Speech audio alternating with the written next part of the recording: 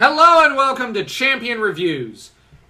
I'm Joe, your co-host, and here with me is my co-host Dan. Hello and greetings, and today we watched the next episode of Spider-Man, the 90s animated series.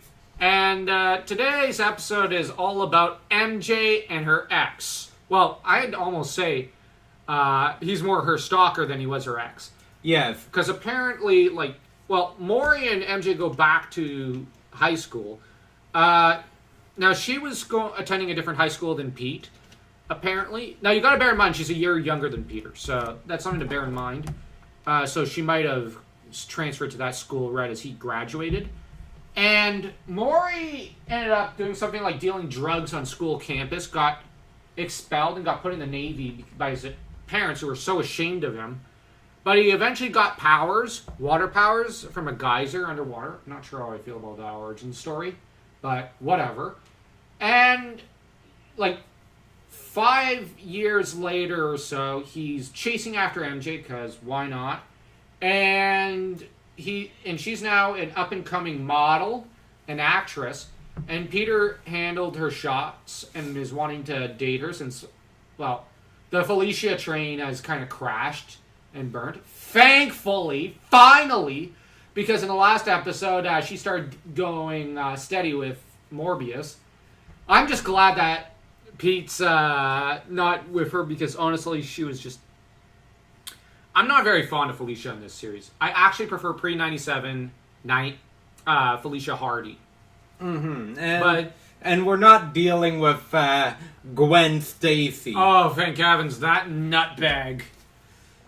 We're gonna be making the problem with Gwen Stacy's stories, her story and whatnot, soon. We're gonna make that video at some point, but this is not about that. MJ's avoiding Peter because she's scared for Peter's sake, because Maury's been phone calling her a lot, like every stalker. And then he suddenly attacks her with his water powers, so Spider-Man has to fight against Maury while worrying and stressing out about his X-gene and the looming threat of man-spiderism. And he's also, he's basically just trying to protect the woman he loves. And in the end, Maury defeats himself because he's out in the hot sun after going through a furnace room.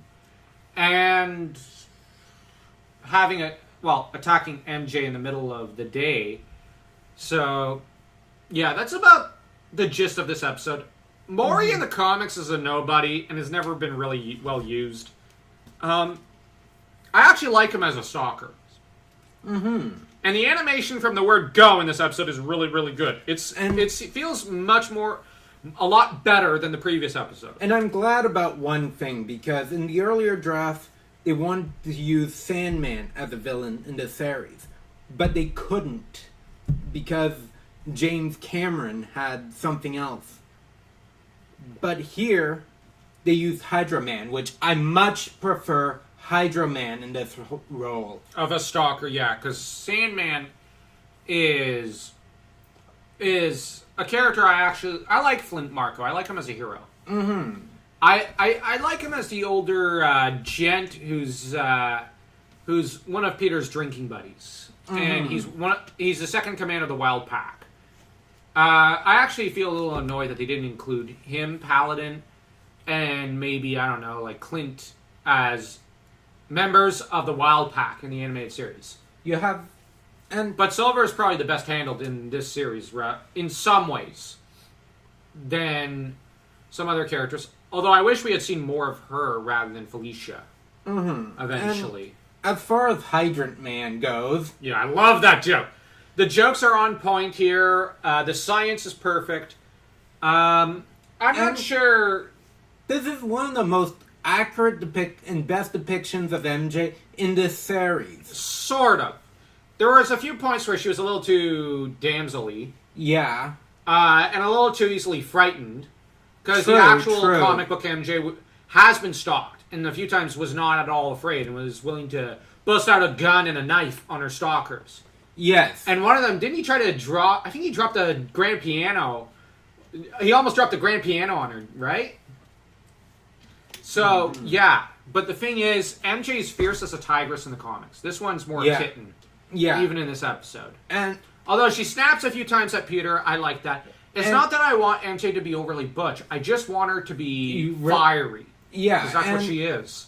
And she's not total bimbo damsel in here. Like in the Sam Raimi movies. Yeah. Also a cameo from Liz. Oh, yeah. Liz Allen actually shows up in the series, throughout the series, as MJ's bestie.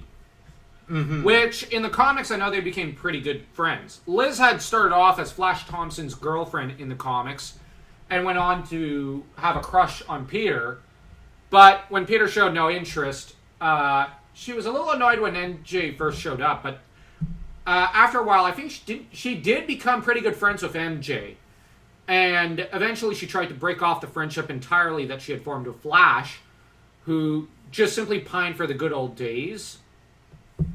Because she was with, Foggy, who became, I think, her husband. Mm-hmm. And good for her choosing Foggy, because Harry Osborn's nuttier than a fruitcake. He's nuttier than his dad was. Because at least with Norman Osborn, you can kind of follow a bit of the logic. Harry? Logic? What's that? And I'll be honest, part of me never cared for that whole Norman's gonna come back story in the animated series. I prefer to think of it as Harry is talking to the glass that seems to be his dad. But for the most part, what do I prefer to think? He's just losing it. Yeah, but in the comics, he was freaking nuts. He in the comics, he's even nuttier. But anyways, Maury Bench, great villain in this episode. Great story.